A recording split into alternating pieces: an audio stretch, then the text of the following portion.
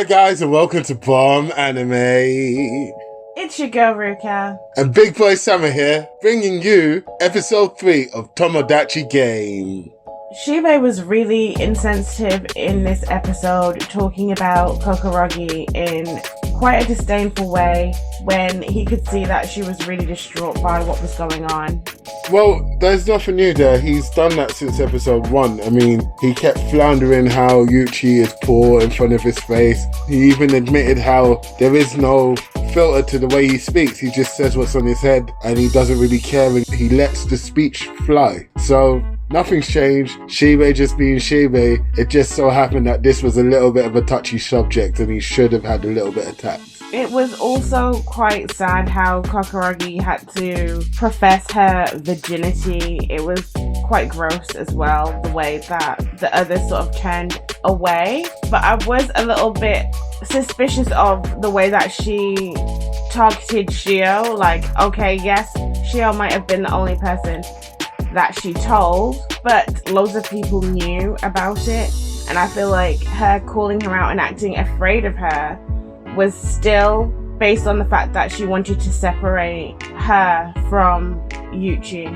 Yeah, if it wasn't for the fact that Glasses-kun kind of outed himself, I was still on Team Kokorogi for the one writing all the stuff, because like she was acting suspicious the whole way through, even till the end. Maybe they did a double take or a double team where they, worked together on this one to get the ones that they actually wanted. I don't know, but I really wonder what Yuchi actually said to her in private, because Yuchi's playing this game properly, so I'm sure we're about to find out soon. Yeah, that was very suspicious. Obviously, Tenji was also trying to separate the two of them. You could see that straight away before he actually outed himself. And they could definitely be working together.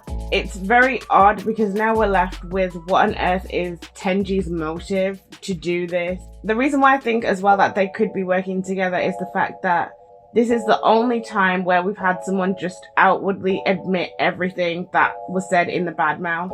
We all know that the bad mouths are not necessarily true. You can just write whatever you want in there and it's down to the people watching on whether it's classed as true or not. But she didn't even wait for that moment. She just immediately told everyone everything that had happened. It's a victim mentality of bullying, isn't it? So that seemed pretty believable to me. She'd been bullied her whole life. The only way she got out of it was through the means that she got out of it. And then again, to go back to being shunned and not liked by the people, that person, I should say, that she actually really likes. She didn't want to do that, so she came clean and made herself vulnerable in order for that person to be endearing to her and stay. And it's very sad, but it's really well written. So well done, guys. You did a really good job on this one, I think, in terms of characterization and stuff. Someone that's so severely bullied would know better than to give up even more weaknesses, because a bullied person will quickly realize that it really doesn't matter what you do, people are just really cruel.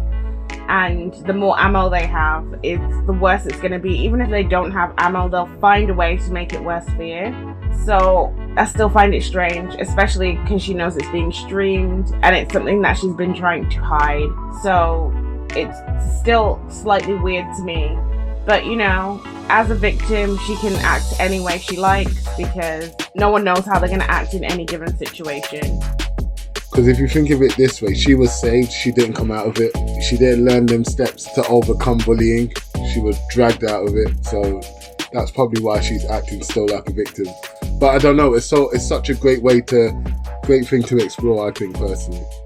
So what do you think about Tenji and his motive? I don't have an opinion on this motive. There's not enough motive there. Look, it seems superficial at best. I'm going to separate her away from her friends and then she's going to fall in love with me. Newsflash, is 2022. No one thinks like that anymore. Like, it doesn't sit right with me, to be honest. And he's a bit of a weirdo and he should probably be shot.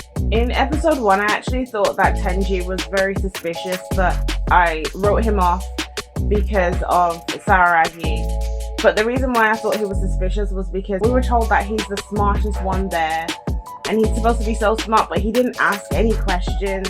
And at the beginning when he was trying to say like, oh, is this legal? He said something along those words. It was very lackluster with what I felt like he could do.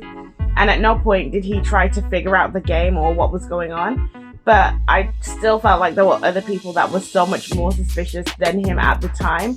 So I really did write him off. So I think they've done well to hide it this far. And I think that they could only reveal it in this episode because it was going to really start coming to light with how suspicious he is. However, the level of his behavior is really strange and alarming. He's been stalking Sawaragi. He's planted a bug on her. He stole the money, and he's revealing all these things about people. It seems like the badmouth game, everything was true. Everything that was said was true, and none of it was made up, which is also odd. I mean, you could still play this game by making up nasty rumors about others. I don't see why he needs to break the entire friendship just so that she'll date him, but I guess he's not really thinking straight. Yeah, he definitely has a stalker mentality, and it's crazy because what are you going to do when she finds someone better? Yuchi seems like the only brother who's not going to leave any one of you. So how are you going to break him out of it? Because you only planted the bug on her. Maybe he found out all the other information by listening through her, sort of thing. I don't know. Because did he give everyone a microphone? Does he know everyone's secret? And why does he keep beating up Shibe? Like, that's kind of cold, dog. You already have these schemes. Is there not a way of doing it without becoming a physically violent twat? I don't know. But Tenji, you do you, boo, because I'm ready to see how this unfolds, to be honest. Shibe needed the punch in this episode. His level of insensitivity was just, it went too far. It really did go too far in any context. So he could have done with a good slap. But I just don't understand this group of friends. There's so much animosity between them all, and I really don't know how they've made it this far as a friendship group together. There's just so many little aggressive things between each person that they couldn't truly call themselves friends, and I don't know how anyone was sharing such intimate details about themselves with people that are just not trustworthy. Yeah, so guys, let us know if you think this is a friendship group or a group that does deserve to be nuked. If you made it this far, thank you so much. Don't forget to like, subscribe and share. Peace.